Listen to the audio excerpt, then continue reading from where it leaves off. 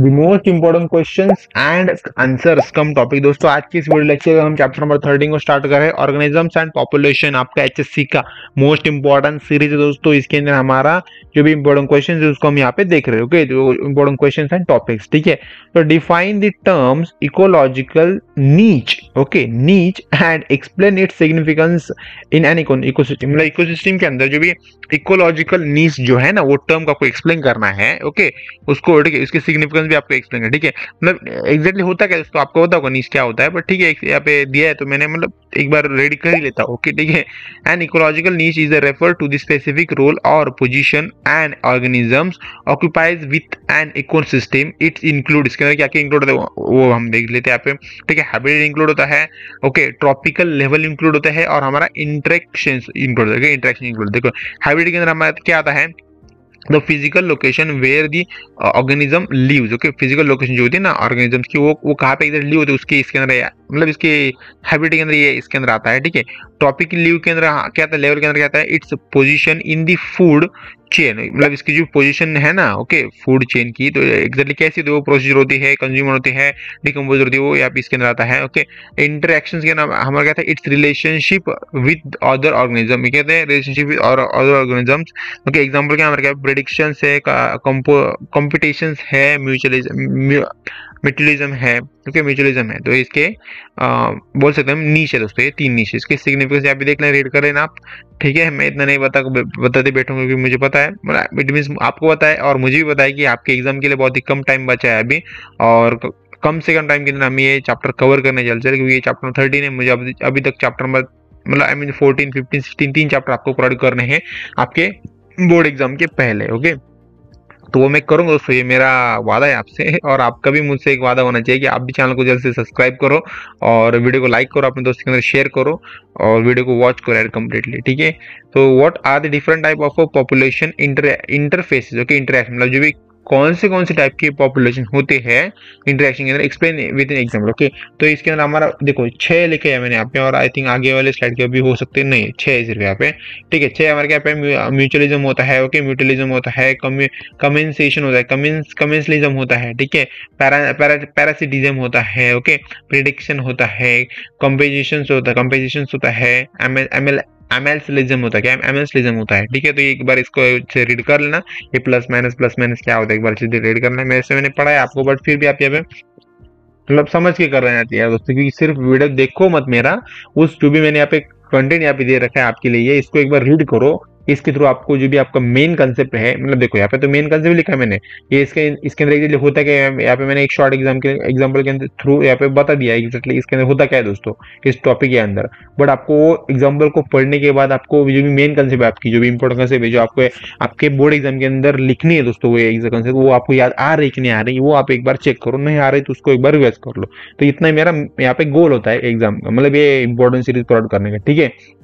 अगर आप ऐसा नहीं कर रहे हो, सिर्फ वीडियो देखे जा रहे हो, या फिर जो मैंने यहाँ पे दे रखा आपको उसको ही रिवाइज कर रहे हो, तो उसका कोई भी मीनिंग नहीं है दोस्तों, ठीक है। तो आपको मतलब फायदा ही नहीं है उसका, ठीक है। मेरे प्रोवाइड करने का भी फायदा नहीं और आपको वीडियो देखने का भी कोई फायदा नहीं है दोस्तों। ओके, तो फायदा करना है तो अच्छे से रिवाइज करो, ठीक है। Explain the different type of adaptations that helps organisms survive in extreme environment। मतलब ऐसा कौन से डिफरेंट टाइप ऑफ एडेप्टेशन होते हैं तो जो आपके ऑर्गेनिज्म को हेल्प करते हैं, मतलब एक जो भी एक्सट्रीम कंडीशन है उसके अंदर भी आपको सर्वाइव करने के लिए, ठीक है। तो कौन से दो होता है, हमारा मॉर्फोलॉजिकल एडेप्टेशन होता है, स्ट्रक्चरल फीचर बोलते हैं, फिजियोलॉजिकल एडेप्टेशन होता है, बिहेवियरल एडेप्टेशन होता है, तो लास्ट हमारा बायोकेमिकल एडेप्टेशन होता है, ठीक है। एक बार अच्छे से इनको रीड कर लेना।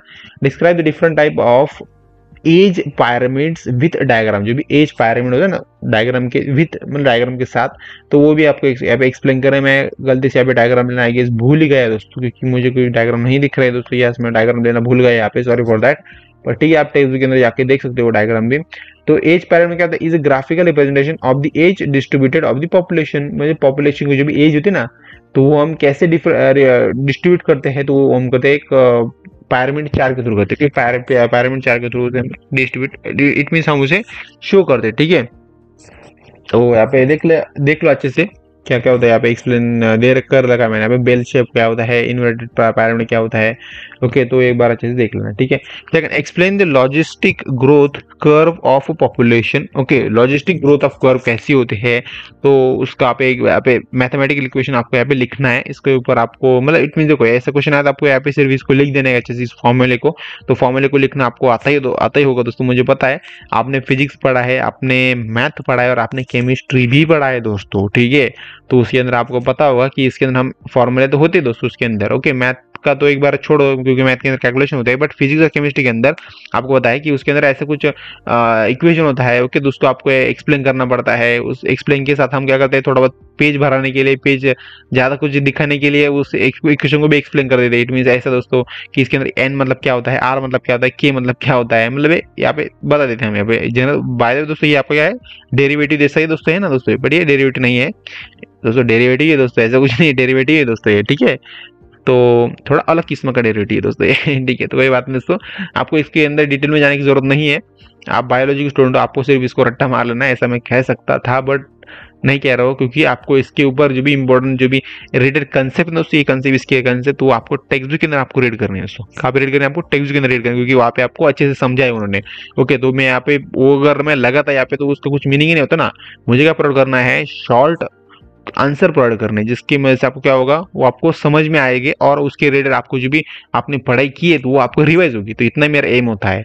तो अगर मैंने यहाँ पे पूरा का पूरा कंसेप्ट लगा दिया तो इसका कुछ मीनिंग ही नहीं ना, तो ठीक है। तो चलो, बहुत टाइम वेस्ट कर रहा हूँ मैं what is the population density, क्या होता है। ओके, उसके मेजर्ड क्या होता है, मतलब इट मीन सिंपली है दोस्तों, व्हाट इज पॉपुलेशन डेंसिटी क्या होता है, ठीक है। Population density is the number of individuals of species per unit area, मतलब पर यूनिट एरिया के अंदर क्या होता है, नंबर ऑफ इंडिविजुअल स्पेसेस होते हैं, नंबर ऑफ इंडिविजुअल स्पेसेस होते हैं। मेथड इसके अंदर क्या क्या क्या होता है, हमारे डायरेक्ट काउंट होता है, ठीक है।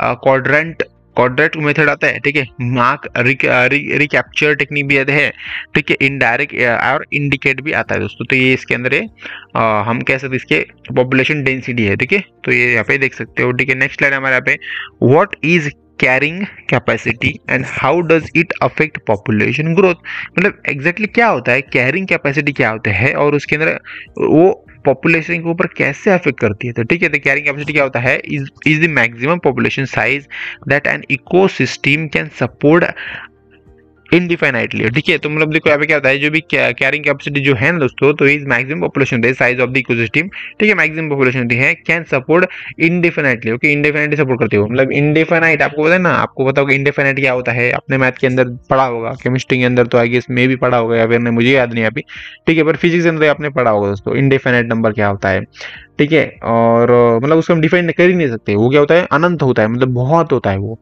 उसको हम डिफाइन नहीं कर सकते, ठीक है। अनंत आपको पता है ना, okay.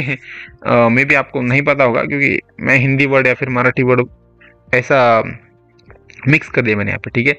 Efforts on poly population growth, मतलब जो भी इफेक्ट्स होते हैं ना, इफेक्ट्स होते हैं जो भी पॉपुलेशन जब ग्रोथ होती है उसके अंदर क्या क्या इफेक्ट्स होते हैं। तो N is greater than K, means क्या पॉपुलेशन ग्रोथ हो जाती है। एन इक्वल टू मतलब पॉपुलेशन रिमेन स्टेबल है। N is greater than K, मतलब resources becomes limited and leading to the competitions and decline, okay, decline, ठीक है। तो ये इसके एग्जांपल्स तो एक बार अच्छे से रीड कर लेना। Second, what are selected and K selected species in given example. R select क्या होता है, के सिलेक्ट क्या होता है। आर सिलेक्ट क्या होता है, हाई रिप्रोडक्शन रेट होता है, ठीक है। Are selected, okay. Short life span होता है, produces many offspring with little parental care होता है। एग्जांपल क्या हमारा इंसेक्ट और बैक्टीरिया होता है, ठीक है। और के सिलेक्टेड क्या होता है, लो रिप्रोडक्शन रेट होता है, लो लाइफ स्पैन होता है, few offspring with high potential care होता है, ठीक है।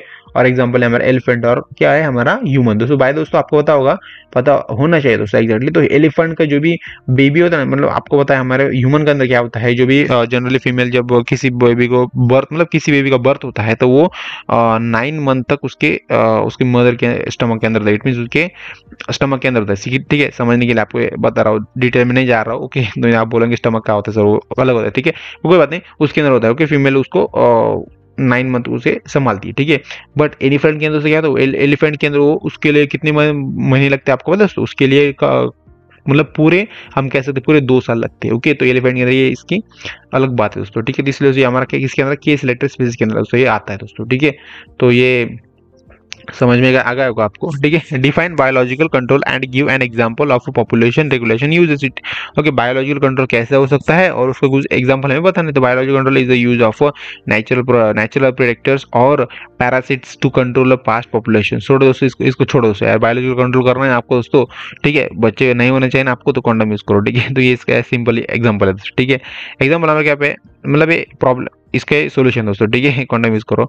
एग्जाम्पल हमारे क्या पे, ladybugs are use to control aphid population in crops reducing the need of chemical pesticide. Okay, pesticide ये इन्होंने बताया प्लांट्स के रिलेटेड, ठीक है। बट मैंने आपको यहाँ पे ह्यूमन के रिलेटेड बता दिया था, ठीक है। तो ठीक है, what is migration. Okay, migration क्या होता है और how does it helpful to organism survive, ठीक है। तो क्या होता है माइग्रेशन, क्या होता है, इसके एक बार अच्छे से देख लेते हैं, तभी आपको नीचे वाला समझ में आएगा। Migration is seasonal movement of organisms from one region to another for survival. मतलब एक रीजन से दूसरे रीजन के अंदर क्या करता है, वो सर्वाइव करता रहता है, ठीक है। मतलब जाता रहता है फॉर सर्वाइव के लिए, ठीक है। तो माइग्रेशन उसे बोलते हैं। तो क्या होता है हमारा, लैटिट्यूडल माइग्रेशन होता है, एल्टीट्यूड माइग्रेशन होता है, रिप्रोडक्टिव माइग्रेशन होता है। तो यहाँ पे एक बार अच्छे से इनको रीड कर लेना। और यहाँ पे एक डायग्राम थिंग मैंने गलत दे दिया यहाँ पे, तो वीडियो को लाइक शेयर सब्सक्राइब जो सब कुछ आपसे हो सके सब कुछ कर देना। और बाय फ्रेंड, मिलने वाला चैप्टर नंबर 14 के अंदर। तो बाय फ्रेंड्स।